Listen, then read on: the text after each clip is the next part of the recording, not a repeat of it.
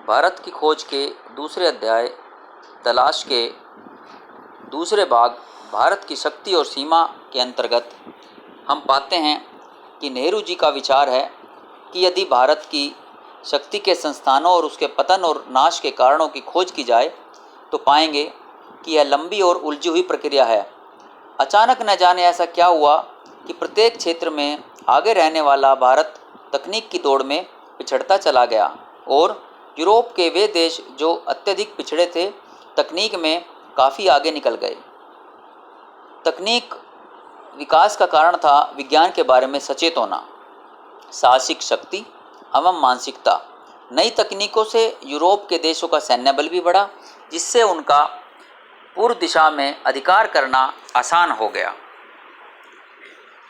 सारे एशिया की भी यही दशा थी। इस काल में भारत के लोगों की विवेकपूर्ण चेतना लुप्त होने लगी। भारत की नवीन खोजों और उत्तम संस्कृति के कारण चर्चित भारत अंधविश्वास व संकीर्ण रूढ़िवादियों में फंस गया, जिसका परिणाम यह निकला कि महासागरों को पार करने पर रोक लगा दी गई, जो भारत की उन्नति में बाधक बना और मूर्ति पूजा का भी प्रभाव इसी समय बढ़ने लगा। विवेकपूर्ण चेतना लुप्त हो जाने से भारत गतिहीन और जड़ हो गया, जबकि इस समय में विश्व के दूसरे हिस्से निरंतर प्रगति करने लगे। इस बात को भी नहीं झुठलाया जा सकता कि इतना कुछ होने पर भी भारत की मजबूती, दृढ़ता और अटलता को कोई हिला न सका। भारत की आगे बढ़ने की निरंतरता सदैव बनी रही। समय समय पर पुनर्जागरण के कार्य भी चलते रहे। वास्तव में प्राचीन भारत का ढांचा तो पुराना ही रूप में रहा, लेकिन अंदर की गतिविधियां बदलती रही।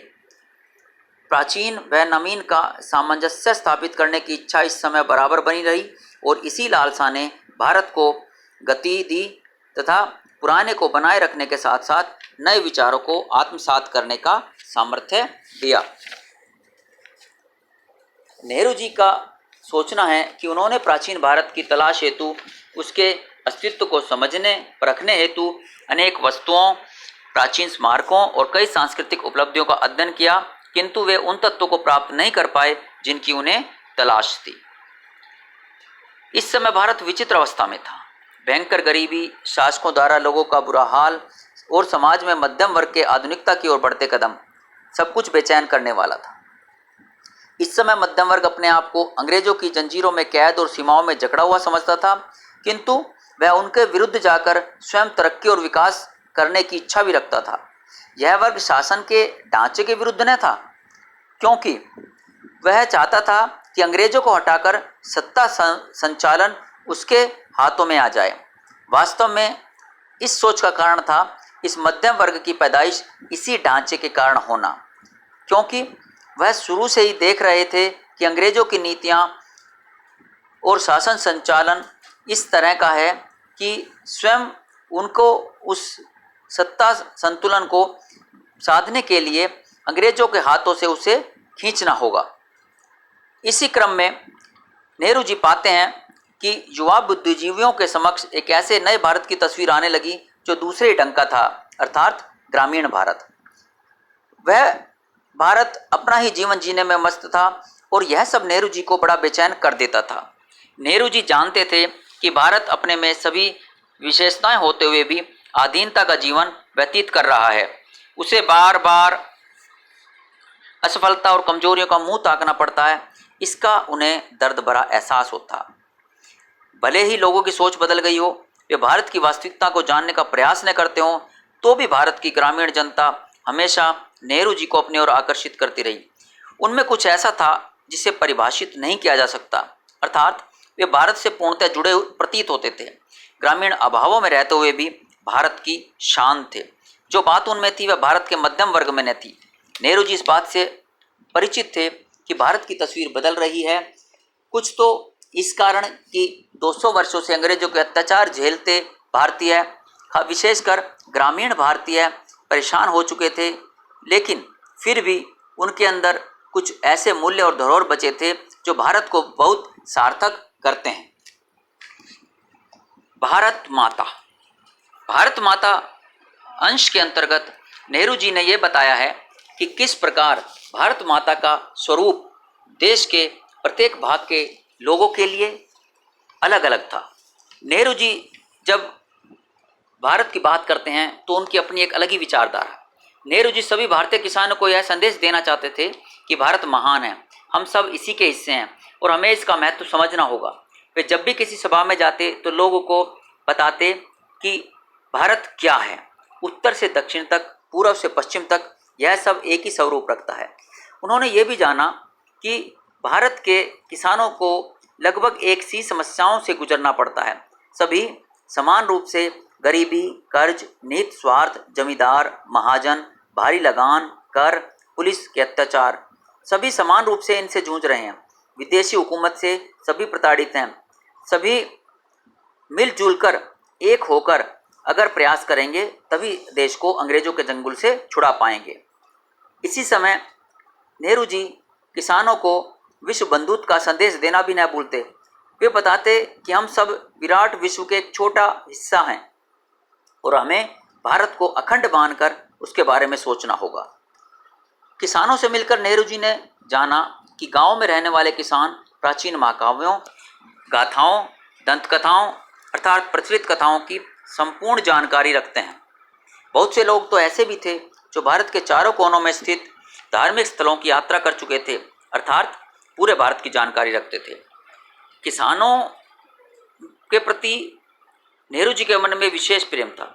नेहरू जी जब भी किसी सभा में जाते तो सभा में उपस्थित किसानों के स्वर गूंज उठते, भारत माता की जय, भारत माता की जय।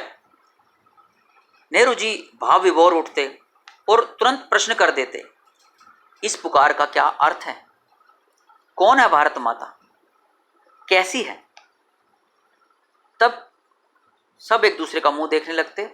फिर कोई एक आवाज आती, भारत माता हमारी धरती है, भारत माता नदियां हैं, इस देश के पहाड़ हैं।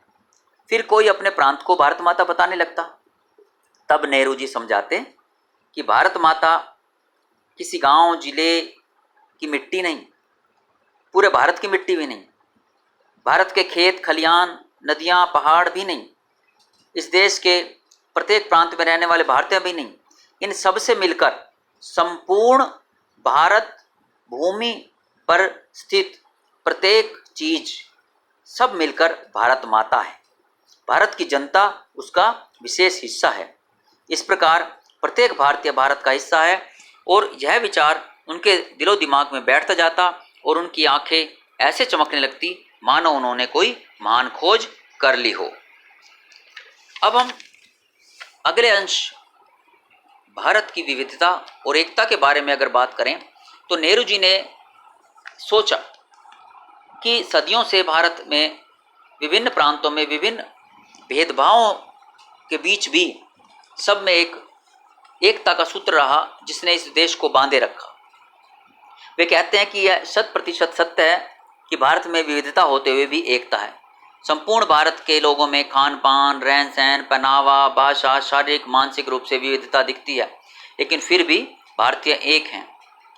यदि हम उत्तर पश्चिम में देखें तो पाएंगे कि कश्मीर का पठान और सुदूर दक्षिण का वासी तमिल कोई समानता नहीं रखता, लेकिन फिर भी भीतर की भावनाएं समान हैं। ऐसे ही उत्तर पश्चिमी सीमांत प्रदेशों में मध्य एशिया की झलक दिखती है और पठानों के लोक प्रचलित नृत्य रूसी कोजक नृत्य शैली से मिलते हैं। इस सब के बावजूद भी पठान पर वैसी छाप दिखाई देती है जैसी किसी तमिल पर। भारत की सीमा के देश भी भारत के साथ एकता दर्शाते हैं। जैसे अफगानिस्तान और चीन भारत के साथ हजारों वर्षों से जुड़े रहे। अफगानिस्तान और मध्य एशिया में बसी तुर्क और दूसरी जातियां इस्लाम के आने से पहले बौद्ध, उससे पहले वैदिक काल में हिंदू थी। सीमांत क्षेत्र प्राचीन भारतीय संस्कृति के प्रमुख केंद्रों में से था। आज भी स्मारकों और मठों के अवशेषों में तक्षशिला के अवशेष मिलते हैं जो 2000 वर्ष पहले अपने प्रसिद्धि की चरम सीमा पर थे। दुनिया भर से विद्यार्थी यहाँ शिक्षा ग्रहण करने आते थे। भारत के विभिन्न प्रांत, बंगाली, मराठी, गुजराती, तमिल, कश्मीरी, सभी भाषाभाषी जनता से बसा विशाल मध्य भाग सैकड़ों वर्षों से अपनी अलग अलग पहचान बनाए हैं, लेकिन फिर भी सभी के गुण दोष समान हैं। इनकी राष्ट्रीय विरासत एक है। नैतिक और मानसिक विशेषताएं भी सदा समान रही। कितनी ही विदेशी जातियां यहाँ आई, अपना प्रभाव जमाया, लेकिन कालांतर में वे भी भारतीय संस्कृति में विलीन हो गई।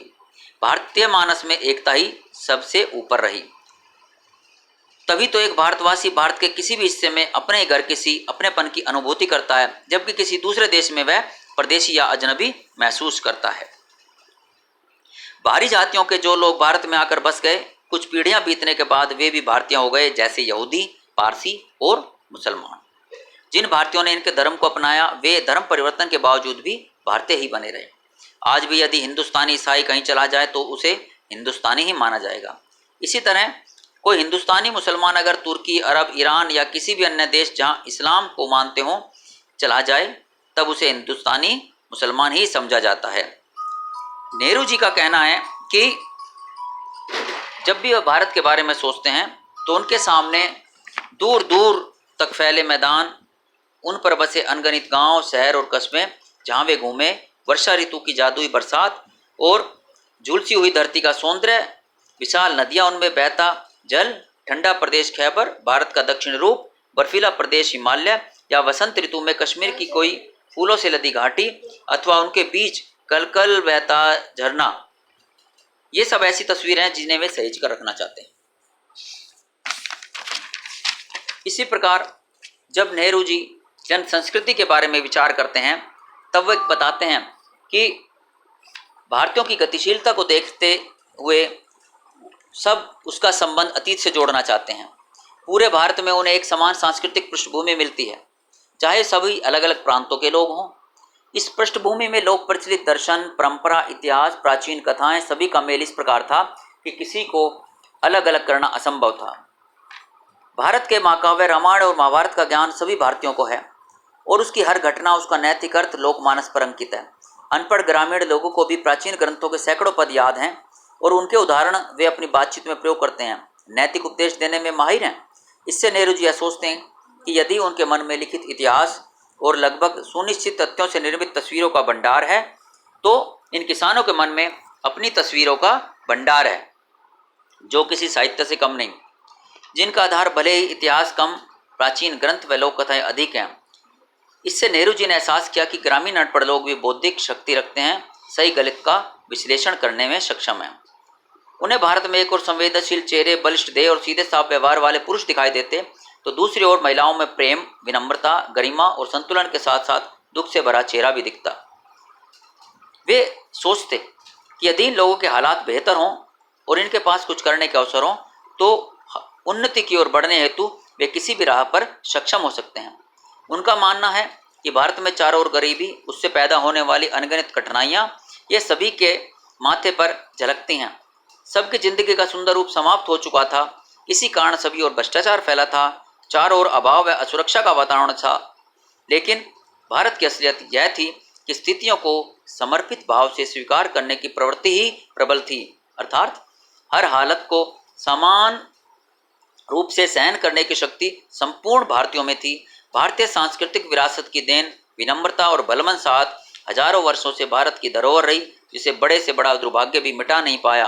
अंत में नेहरू जी कहते हैं कि उनकी दृष्टि में यही सत्य है कि भारत को कितने ही दौरों से चाहे गुजरना पड़ा हो, लेकिन इसके आधारभूत तत्वों को कोई हिला नहीं पाया।